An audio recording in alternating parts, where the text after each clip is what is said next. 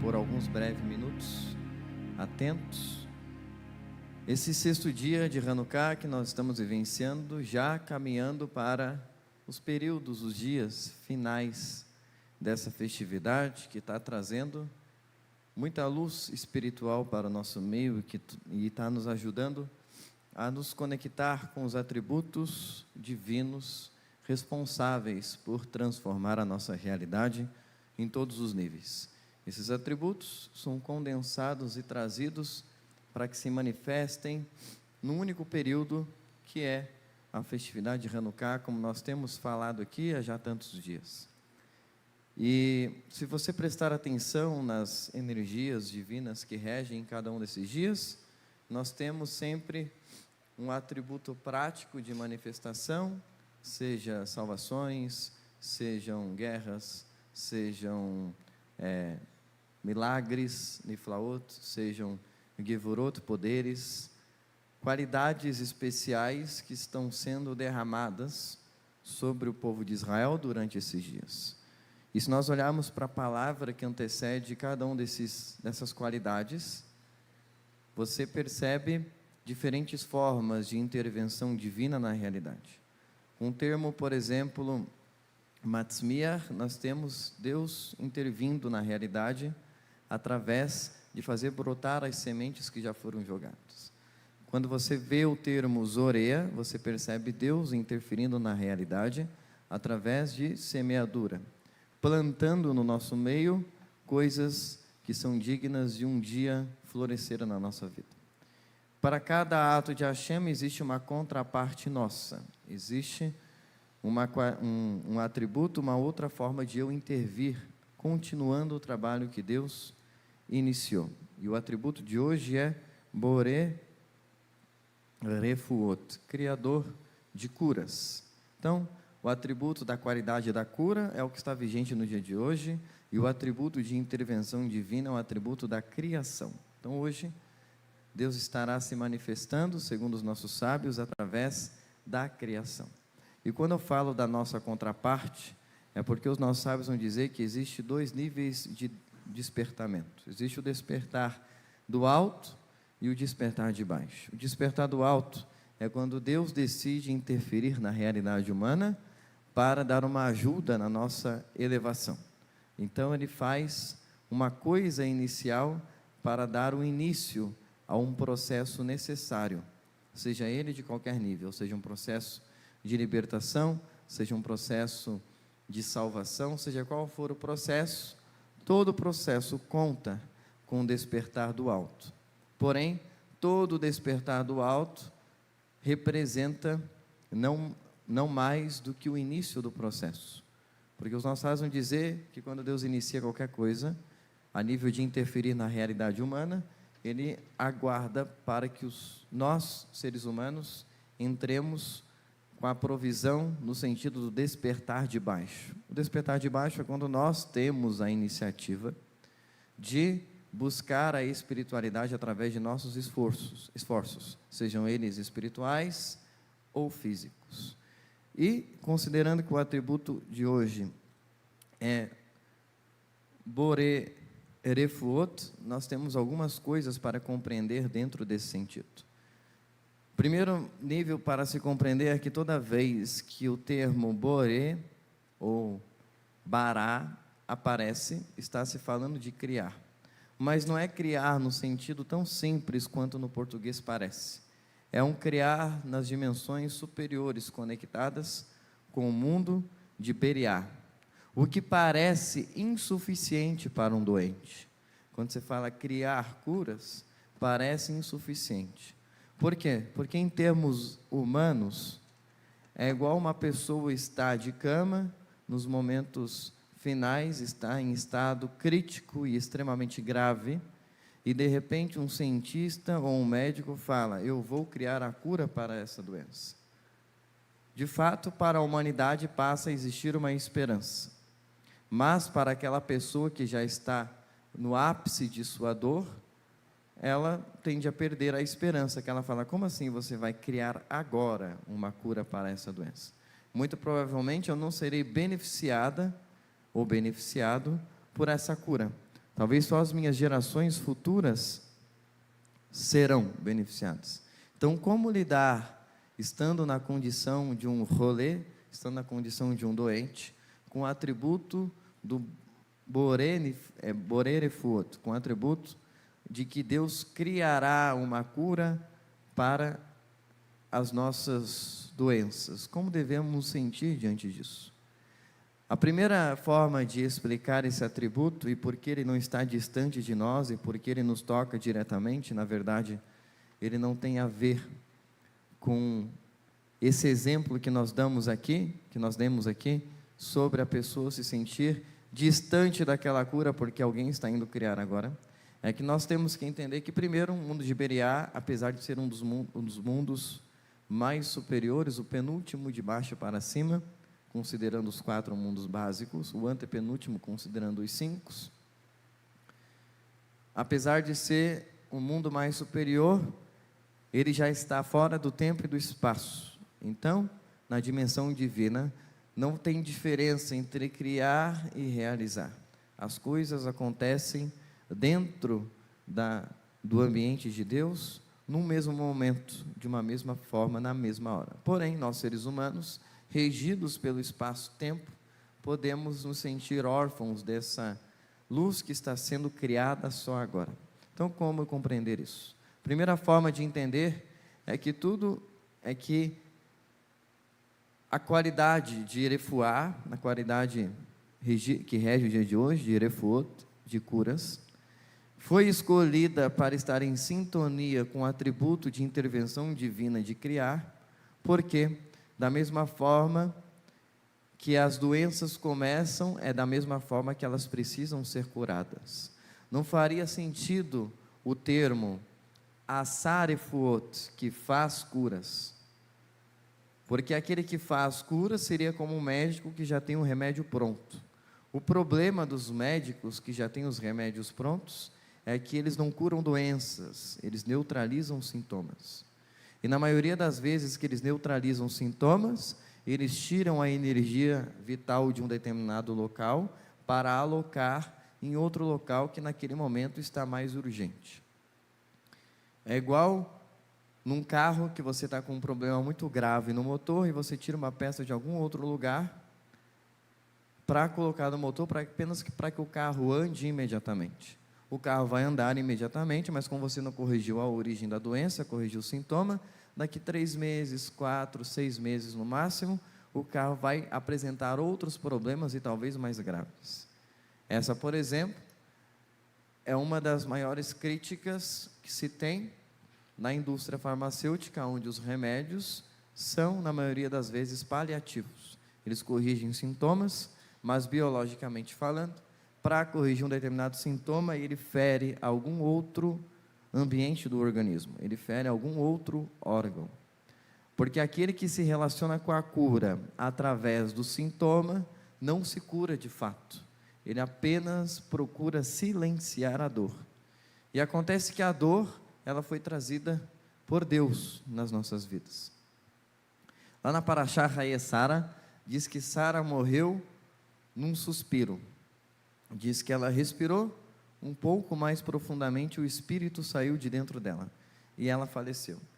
E aí Avraham Avinu fez uma oração a Deus, segundo conta o Midrash, de que ele pediu para que o ser humano tivesse mais tempo para fazer Teshuvá, porque talvez Sara tivesse morrido com méritos, mas talvez outros seres humanos viessem a morrer sem méritos, porque conta o Midrash que na época de Avraham Avinu as pessoas não ficavam doentes para morrer, elas morriam instantaneamente.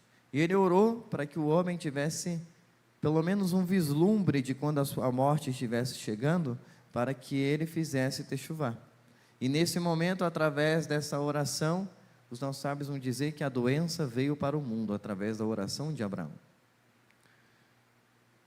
E, através disso, os nossos sábios nos ensinam que a doença e qualquer dor que se manifeste na nossa vida, ela é uma mensageira, e que é assim que nós devemos interpretá-la. E aquele que apenas se preocupa em jogar remédio nos sintomas de uma doença, ele está silenciando e amordaçando o mensageiro, e ele não vai dar a devida atenção do que aquilo simbolicamente está querendo dizer para ele sobre as doenças verdadeiramente espirituais. Porque nenhuma doença, diz a Kabbalah, se manifesta de uma forma aleatória ou randômica. Toda doença, ela se manifesta exatamente no ponto onde a alma daquela pessoa está doente. E aonde ela precisa olhar para retificar a sua vida. Na Kabbalah, através do Sefer Yetzirah, por exemplo, nós vamos entender a conexão dos nossos órgãos com os mais variados tipos de mandamentos. Nós vamos entender a relação dos nossos órgãos com áreas específicas da vida. E se eu estou lidando com a espiritualidade numa área da minha vida de uma forma medíocre, de uma forma não saudável, então, com o tempo, aquilo vai se materializar através de uma doença física.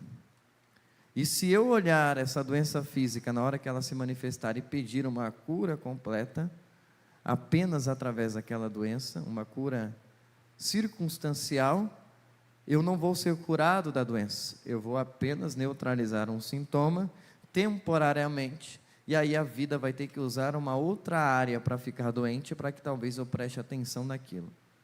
Quando a gente olha para esse cenário do curador, por exemplo, daquele que vai ministrar uma cura entre os doentes, a gente vê, por exemplo, quando Yeshua se manifesta no cenário, ele passava por várias cidades, se relacionava com todos os tipos de pessoas, e não houvesse pessoa para quem ele não perguntasse o que quer que eu te faça.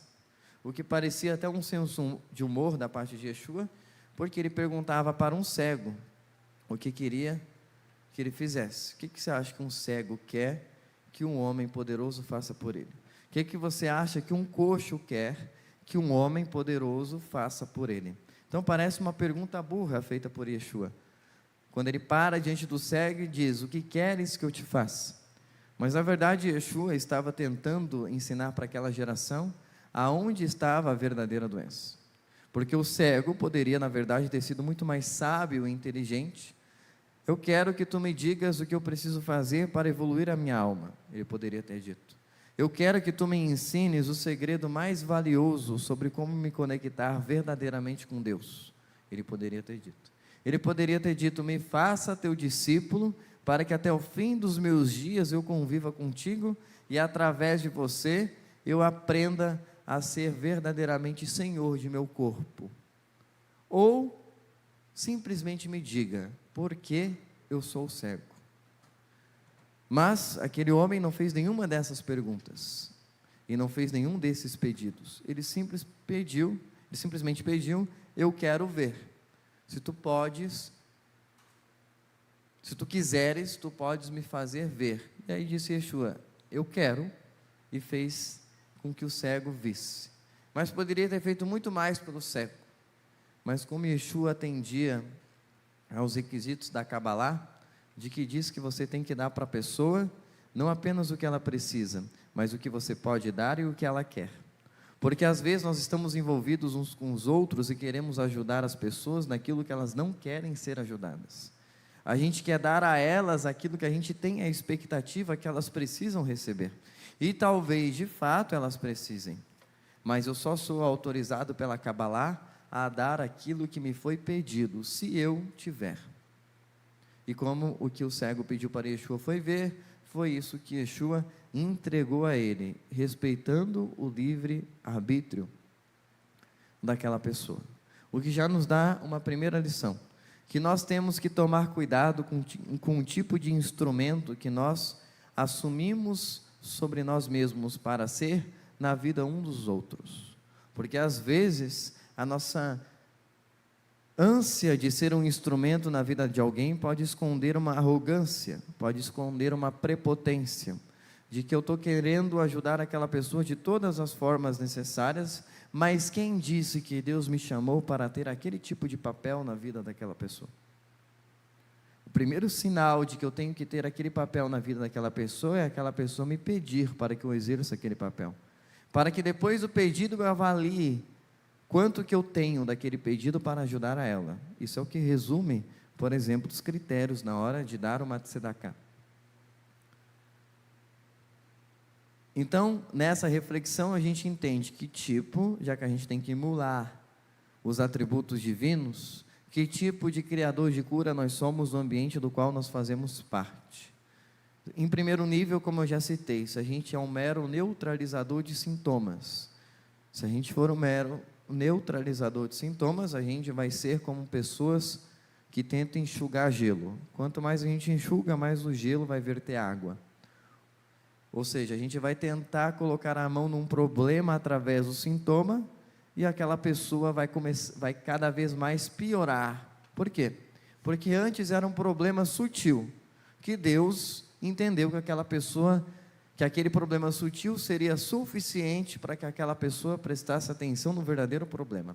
Mas quando você vai lá e fecha essa torneira do problema sutil, então Deus não tem mais esse problema sutil para falar com a pessoa. Então agora Ele vai lá e vai abrir um problema maior. E aí você vai sentir a pessoa piorando e vai achar que número 1 é culpa da pessoa, ou número 2 é incapacidade sua de solucionar o problema. E na verdade é apenas às vezes nós nos metendo naquilo que nós não somos chamados para realizar na vida uns dos outros. O segundo ponto é que quando nós olhamos para isso, nós devemos dar às pessoas exatamente o que elas pedem, se nós tivermos para dar. Porque às vezes as pessoas nos pedem uma determinada coisa e eu não tenho. Mas aí o orgulho fala mais alto em mim, ao invés de eu dizer, não tenho para te dar, você sente vergonha de dizer que não tem. Então vai atrás de conseguir apenas para ter o que dar àquela pessoa. E aí você passa a viver em função de histórias alheias, saindo do caminho que Deus te colocou, saindo do lugar de atuação que Deus te colocou, apenas para socorrer uma pessoa que não precisa de você, ela precisa de alguém que tenha o que ela tem para dar. E aí nessa iniciativa de tentar dar o que não tem para uma pessoa que precisa de algo, eu acabo pedindo esmola para 2. É igual uma pessoa que me pede esmola, eu não tenho, e saio na rua pedindo esmola para mim e para ela. E através disso eu crio todo um sistema doente. Antes era uma pessoa doente. Agora, como eu não tenho para dar para ela a cura, mas eu quero dar de toda forma, eu saio pedindo. E aí as pessoas são envolvidas nesse ciclo vicioso. Aí quando eu vejo, tem toda uma coletividade buscando sanar um problema que não faz parte da responsabilidade de nenhum dos envolvidos. E aí com isso, eu tenho todo um sistema doente, quando na verdade eu deveria ter apenas dado espaço para aquela pessoa se curar da forma correta. E por fim, no nível mais profundo, eu tenho que entender, conectando com o que a gente começou dizendo, aonde estão as origens da doença. Então nem Deus, durante Hanukkah, se manifesta através do Asarifuot, faz a cura. Por quê? Porque Ele não se comporta como aquele que toca e é curado. Ele não se comporta como aquele que sopra e a cura se manifesta. Ele não se comporta como aquele que apenas fala e a cura é realizada. Ele se comporta como aquele que cria a cura. Por quê? Porque Ele cria o antídoto da doença no lugar aonde ela nasceu.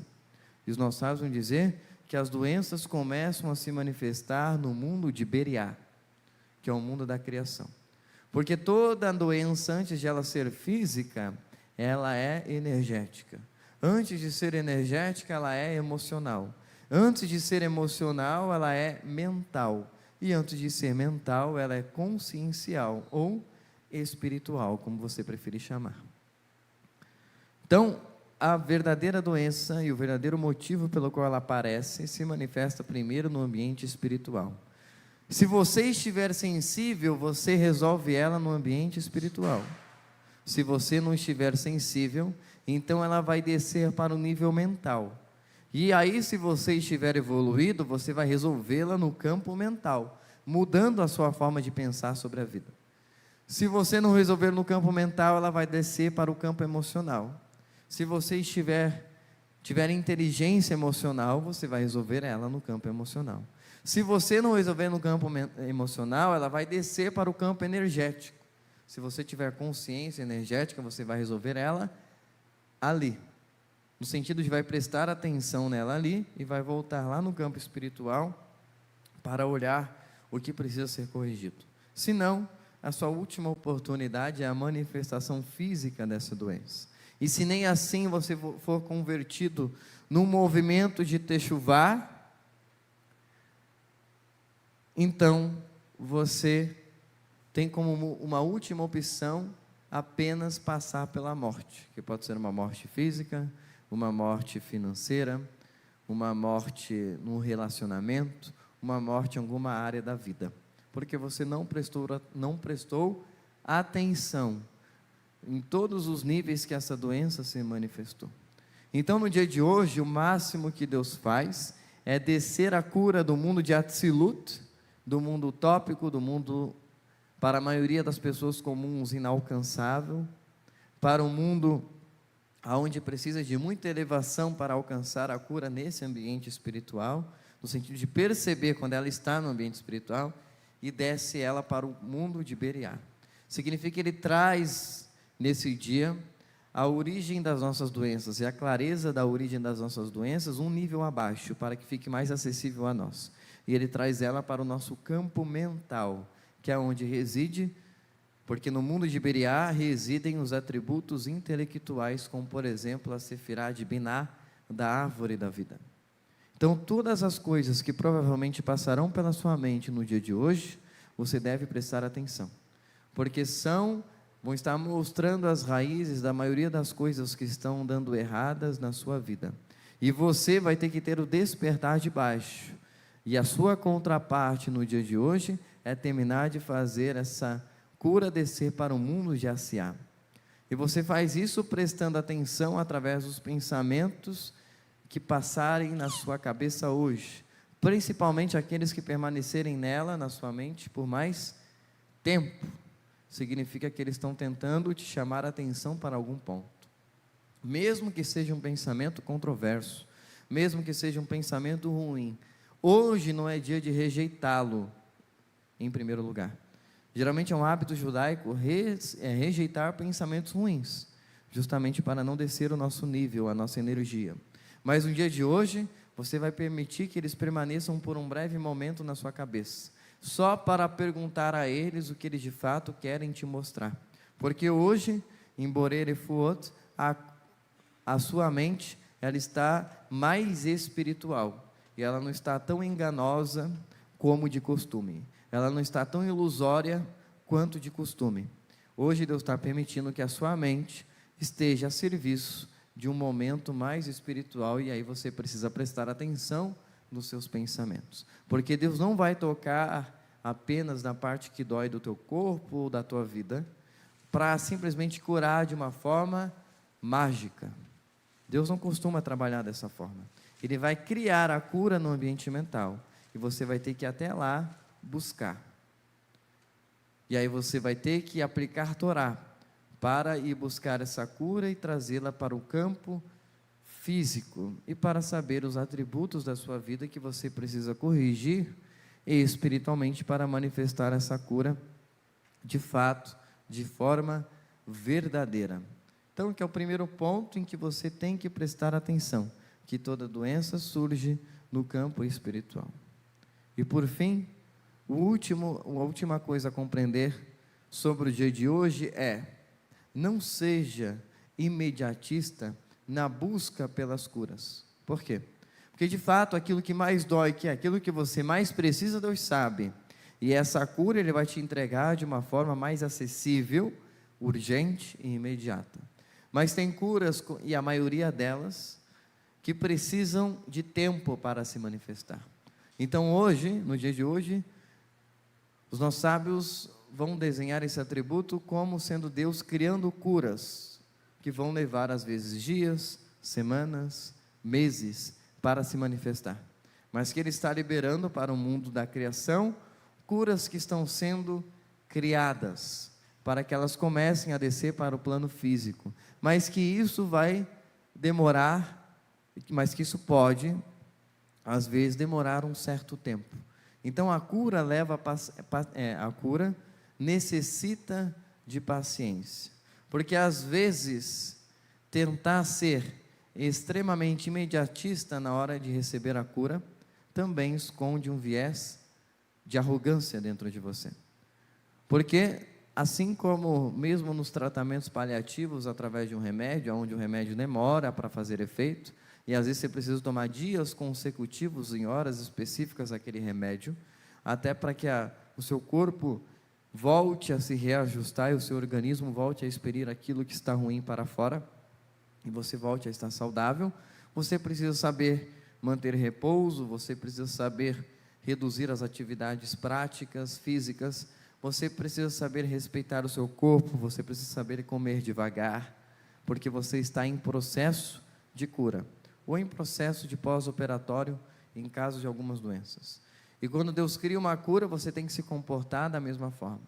Você tem que entender que a Hashem está trazendo um processo de tratamento. Porque a cura mágica não ajuda ninguém, como nós começamos dizendo. Ela apenas neutraliza um sintoma. Mas a cura verdadeira, ela sempre se manifesta através de dor.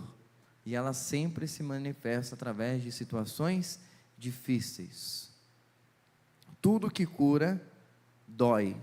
Tudo que serve de cura, geralmente é bastante amargo. As ervas mais medicinais são todas amargas, não são nenhuma doce ao paladar, já nos dando um indicativo de que a natureza reflete o atributo de seu Criador. E se a natureza se comporta assim, é porque seu Criador é assim. E é assim que Deus realiza as curas. Por quê? Porque não adianta Ele trazer a cura do sintoma, não adianta Ele trazer a cura da sua dor, se você não mudar no processo. E para você mudar no processo, às vezes você precisa passar por sendas de dores na sua vida. E você precisa aceitar essa dor, sendo grato a ela. Porque agora Deus está trocando de dor. Está tirando a dor da doença, mas está te dando uma dor da cura. Que foi a dor que você evitou, que te trouxe a doença. Lá atrás você evitou a dor da perda, e não abriu mão daquilo que precisava. Lá atrás você evitou a dor do seu ego, e não admitiu, não foi honesto com aquilo que precisava. Lá atrás você abriu mão da dor do sacrifício, e não fez o que era necessário para ter uma saúde espiritual. Então isso gerou uma dor, fruto de uma doença. E agora, Deus precisa trazer de volta aquela dor que você abriu mão, só que agora através de um tratamento, para te ensinar sobre os sacrifícios que você precisa de uma vez por todas aprender a fazer na vida, para te ensinar sobre as escolhas difíceis como um ser humano adulto que você precisa aprender a fazer, para te ensinar sobre as coisas que você precisa aprender a abrir mão, sobre o controle que você precisa aprender a abrir mão, sobre as atuações que você precisa deixar para trás e sobre os hábitos que você precisa abandonar. Logo, não existe atalho para a cura. Toda cura necessita de processo. Se uma cura não teve processo, é porque não houve uma cura, houve uma magia. E isso as nações sabem fazer. Você pode procurar curandeiros das nações, você pode procurar adivinhos, você pode procurar prognosticadores, você pode procurar os Balaão daí de fora. Eles vão corrigir o sintoma da sua doença, mas eles vão corrigir como um demônio corrige, neutralizando a doença para te tornar neutralizando o sintoma para te tornar desatento da doença e no final voltar a te destruir de uma forma mais silenciosa.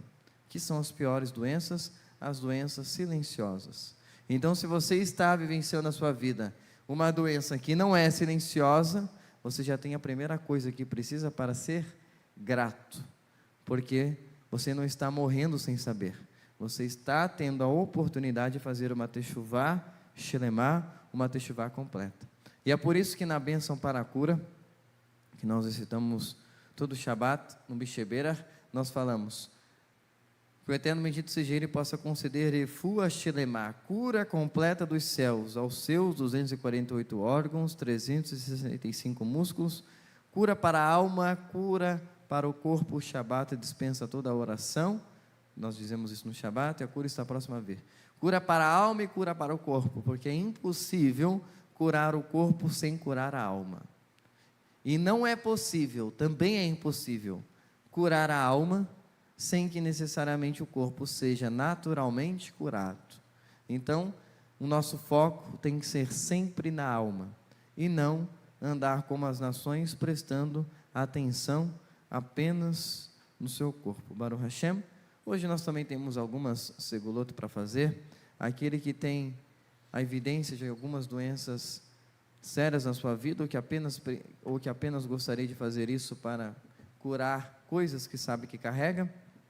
Hoje é um dia propício para se recitar Ana Berroa ao longo do dia, ok? E também o Tikkun Hakilali, que o Rebbe Nachman de Breslev chamava de o remédio geral da alma. E essa sequência do Tikkun Hakilali é uma sequência relativamente longa, mas nós vamos mandar um link para você poder fazer isso de uma forma guiada, através de um vídeo que tem disponível com a recitação do Tikkun Hakilali, e vamos mandar a sequência do Tikkun Hakilali para você nos grupos ao longo do dia, para que você recite no momento em que te for propício, tá bem? Então, eu gostaria também de te lembrar que a segular mais importante para a manifestação da cura é a tzedakah, porque biblicamente falando no livro de Provérbios, os nossos sábios usam isso, conforme está escrito que a tzedakah livra da morte. Geralmente é traduzido como justiça. A justiça livra da morte, mas não qualquer justiça, aquela que em hebraico está como tzedakah. E de que quando você faz uma tzedakah, você provoca uma dor em si mesmo, uma dor da perda, uma dor no ego, uma dor de decidir abrir mão do controle de uma parte das suas posses, uma dor que você está se auto-aplicando. E quando você escolhe abraçar a dor através da tzedakah, que vai gerar benefício no mundo espiritual, então você está, de uma certa forma, compensando e retificando as dores que você abriu mão e que trouxeram manifestações de doenças na sua vida. Então, através da tzedakah, você também acelera o seu processo de cura. E você ajuda com que a cura saia do mundo de Beriá e se manifeste no mundo físico. Tá bom? Então, ao longo do dia, é muito propício para que você faça tzedakot ao longo do dia. Os nossos sábios vão dizer que aquele que deseja fazer uma tzedakah, sempre que é curado, você tem que fazer uma tzedakah. Então, que se você quer ser curado, se você adiantar a tzedakah, você faz com que o mundo espiritual olhe para você. E aí tem algumas segulot, há quem pratique a gemátria da palavra Raim, em hebraico, para que, através dessa gemátria da palavra Raim, que nós também vamos postar nos grupos, você possa fazer uma tzedakah múltiplas desse número. Ou seja, você vai pegar a gemátria da palavra Raim e vai fazer uma tzedakah múltipla desse número para ajudar a manifestar o atributo da vida de uma forma fluida na sua vida, nos seus ambientes, para que a cura possa vir prontamente em tempo próximo. Baruch Hashem. Então, o Pix estará sendo colocado na sua tela, para que você envie a sua tzedakah, para que você envie a sua oferta, esteja em dia com a sua vida financeira, porque ela também é responsável por muitos benefícios espirituais e físicos, práticos na nossa vida. Uma pessoa com uma vida financeira espiritualmente em dia, ela abre mão ela evita doenças, porque às vezes você está sendo fiel no dízimo, mas não está praticando muita tzedakah ou muita terumbá, presentes para o mundo, para o campo espiritual. Pode ser que você esteja fazendo tzedakah e diga, não, eu prefiro só fazer tzedakah, mas não está sendo fiel no dízimo. Isso gera revés financeiros. Aquele que dá o dízimo, mas não dá tzedakah, então vamos inverter primeiro. Aquele que dá tzedakah, mas não dá o dízimo, manifesta uma dificuldade e uma deficiência na hora de ganhar dinheiro.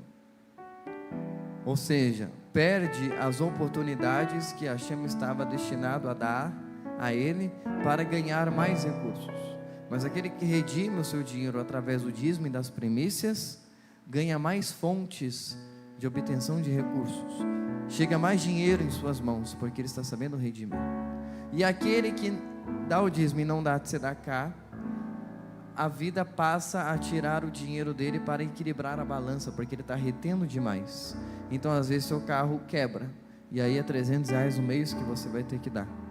Às vezes você fica doente, você tem que gastar com remédios, e é uns R$200 no mês que você tem que dar. E aí a gente costuma dizer que isso é uma capará, uma expiação. Os nossos pais vão dizer que a primeira coisa que você tem que pensar como a origem dessa expiação é que provavelmente aquele dinheiro estava na sua mão para que você convertesse em tzedaká. Então quando você não deu tzedaká, Deus puxou aquele dinheiro para o mundo de uma outra forma. Fez você fazer tzedaká na vida do mecânico que consertou seu carro. Fez você fazer tzedaká movendo seus recursos para aquele que te daria um remédio para o seu sintoma físico, a sua doença. Ou seja, de alguma forma, aquele dinheiro sempre esteve destinado a sair da sua mão.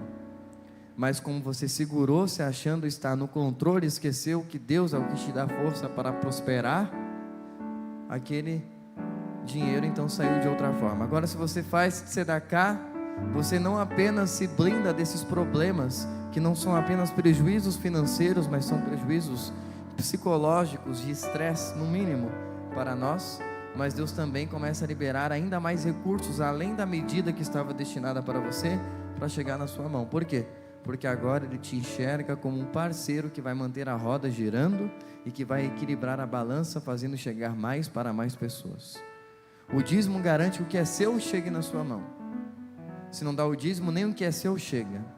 E a tzedaká faz com que aquilo que é além do que é seu chegue na sua mão, porque você vai saber enxergar a si mesmo como um realizador de maravilhas no mundo, no sentido de ser um doador exímio. E esta comunidade precisa de pessoas com essa sensibilidade espiritual. Temos muitas coisas para manter, e os gastos e os investimentos, aliás, só aumentam, porque o nosso trabalho aumenta, porque a extensão daquilo que nós estamos fazendo nos pede mais, e a linguagem do mundo material é a linguagem financeira. Então nós precisamos muito da sua ajuda, não apenas através da sua fidelidade, da sua constância, mas também daquelas contribuições a mais que eventualmente você possa fazer para nos ajudar a continuar caminhando e evoluir na missão que Deus colocou nas nossas mãos. Baruch Hashem. Enquanto o louvor entoa uma canção, você pode enviar a sua contribuição e nós voltamos já já com uma brahá sobre a sua vida.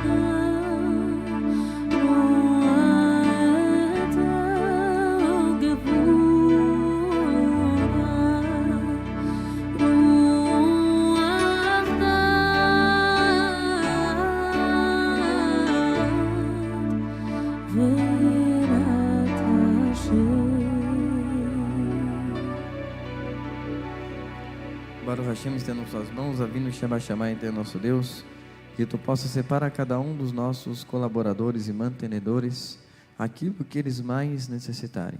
Manifeste sobre a vida deles, cura em todas as áreas da vida que eles necessitam. Que tu possa conceder a eles uma medida sacudida, recalcada e transbordante, multiplicando a sua semente 70 vezes 7. Conceda aos administradores dos recursos da tua casa, Chokhmah Binavda'at, para que eles possam, com sabedoria e discernimento, aplicar os teus recursos para que sejam frutíferos e superabundantes para realizar aquilo que tu coloca nas nossas mãos. Assim nós te pedimos. Beshem Yeshua HaMashiach Benomar. Amém.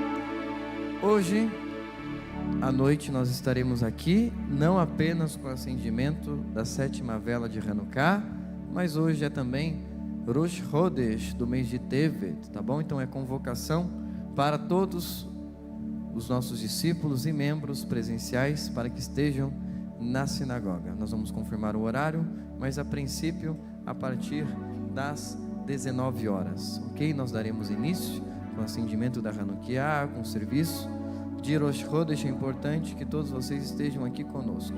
Os que quiserem poderão trazer a sua Hanukkah. Nós vamos aqui montar um layout que sirva a todos que vão trazer as suas Hanukkot, para que coloquem nas suas mesinhas espalhadas pela sinagoga, para que hoje nós possamos fazer esse acendimento juntos, por ocasião de Rosh Chodesh, unindo as luzes